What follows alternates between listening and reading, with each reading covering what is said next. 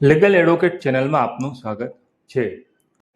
Police સ્ટેશનમાં જ્યારે કોઈ પણ ફરિયાદ થાય ત્યારે આરોપીને તેની વિરુદ્ધ થયેલી ફરિયાદની નકલ આપવી જોઈએ, જે વિશે આજે આપણે આ વિડીયોમાં વાત કરીએ।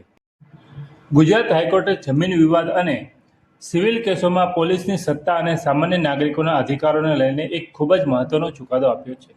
સુરતના એક કેસની સુનાવણી દરમિયાન હાઈકોર્ટે સ્પષ્ટ કર્યું છે કે જમીન વિવાદ કે સિવિલ બાબતોમાં પોલીસ અરજીના આધારે પ્રાથમિક તપાસના બહાને આરોપી કે સામાવાળા પક્ષને ડરાવી ધમકાવી ન શકે, તેમજ જે વ્યક્તિ વિરુદ્ધ અરજી થઈ હોય તેને અરજીની નકલ આપવી પોલીસ માટે ફરજિયાત છે।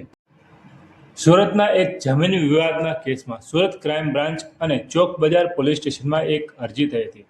અરજદારે નિવેદન આપ્યું હોવા છતાં અરજદારને વારંવાર બોલાવી દબાણ કરાતું હતું। જ્યારે અરજદારે અરજીની નકલ માંગી ત્યારે પોલીસે અરજીની નકલ આપવાનો ઇનકાર કર્યો હતો, જેથી અરજદાર હાઈકોર્ટ ગયા અને હાઈકોર્ટે નોંધ્યું કે સિવિલ મેટર્સ એટલે કે જમીન વિવાદ, માલસામાન લે-વેચ, નાણાકીય તકરારમાં પોલીસ ઘણીવાર પ્રાથમિક તપાસના બહાને સમન્સ ઇસ્યુ કરીને કે બોલાવીને સમાધાન કરી લેવા દબાણ ઊભું કરતી હોય છે, જે ખોટું છે। અરજીની નકલ ન આપવી એ બંધારણની કલમ 14 સમાનતાનો અધિકાર અને કલમ 21 જીવવાનો અને વ્યક્તિગત સ્વાતંત્ર્યનો અધિકાર તેમજ કુદરતી ન્યાયના સિદ્ધાંતનો ભંગ છે। સામાવાળા પક્ષને ખબર હોવી જોઈએ કે તેની સામે કોણે શું અને કેમ આક્ષેપો કર્યા છે, જેથી તે પોતાનો કાયદેસરનો બચાવ કરી શકે।